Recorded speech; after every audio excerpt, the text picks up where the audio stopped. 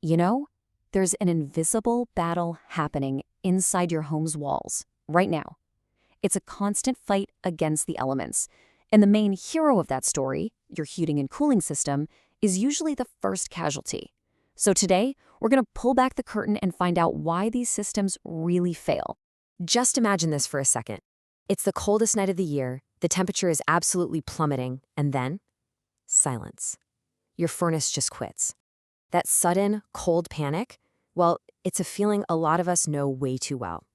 It's an emergency, and it throws your whole life into chaos. Okay, so you call for an emergency repair, right? But after the heat's back on and everything's calm, that's when the real question starts to creep in.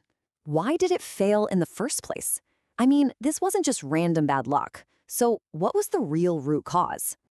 And here's where it gets really interesting. The answer, a lot of the time, has less to do with how old your unit is and a whole lot more to do with, well, your zip code. Yeah, that's right. The secret enemy of your home's climate system might literally be the environment you live in. And to really get our heads around this, we're going to zero in on a specific case study, Lakewood, Colorado. By taking a close look at the unique challenges homes face there, we're going to uncover a universal truth about how your location is basically waging war on your HVAC system. First, let's just throw out some numbers. Lakewood, Colorado, it sits at 5,500 feet above sea level. That's our starting point. Next up, the temperature there can swing by as much as 40 degrees in a single day. Think about that, going from a nice 60-degree afternoon down to a freezing 15 degrees overnight. And the final piece of the puzzle. At that altitude, the air is only about 83% as dense as it is at sea level. The air is just thinner. So what in the world do these three numbers actually mean for your furnace? Well, it means your system is fighting a constant uphill battle.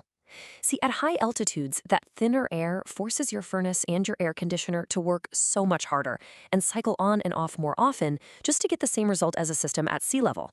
And all that constant extra effort, it creates a ton of wear and tear on every single part.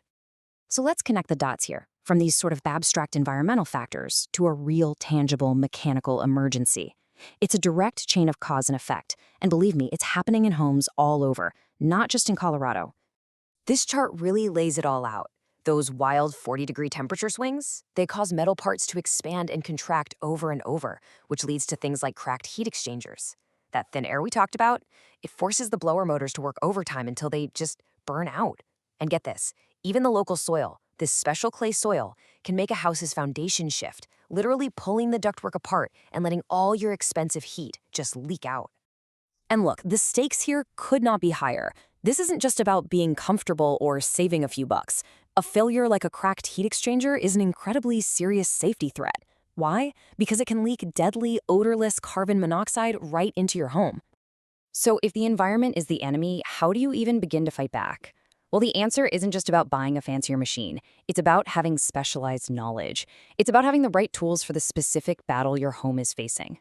You see, real expertise in a place like Lakewood means knowing stuff that the standard training manuals just don't cover. It's knowing exactly how to tweak the furnace's gas-to-air mix so it burns cleanly at 5,500 feet. It's doing very specific calculations to make sure the unit isn't too powerful or too weak for the thinner air. And it's analyzing the existing ducts to see if they can even handle the airflow from a new, high-efficiency system.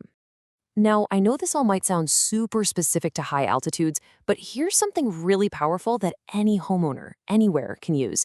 It's a super simple rule of thumb to help you make one of the toughest calls. Should you repair your system, or is it time to replace it?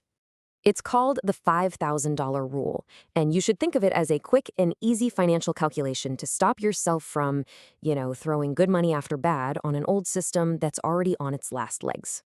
Okay, so here's how it works. You take the age of your system, in years, and you multiply it by the repair costs you were just quoted.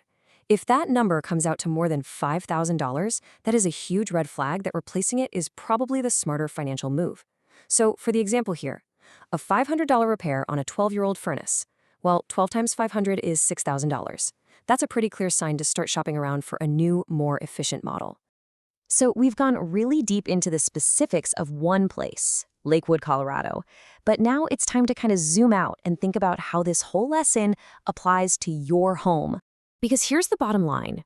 Your home, wherever you live, is also in a constant battle with its own local environment. Maybe for you it isn't altitude, maybe it's salty coastal air, or brutal humidity, or shifting soil, or just extreme heat. Every single location has its own invisible enemies. So, the question I really want to leave you with is this. What is your home's unique story? What are the hidden environmental forces that are wearing down its most important systems day in and day out? Because figuring that out, that's the first step to winning the battle.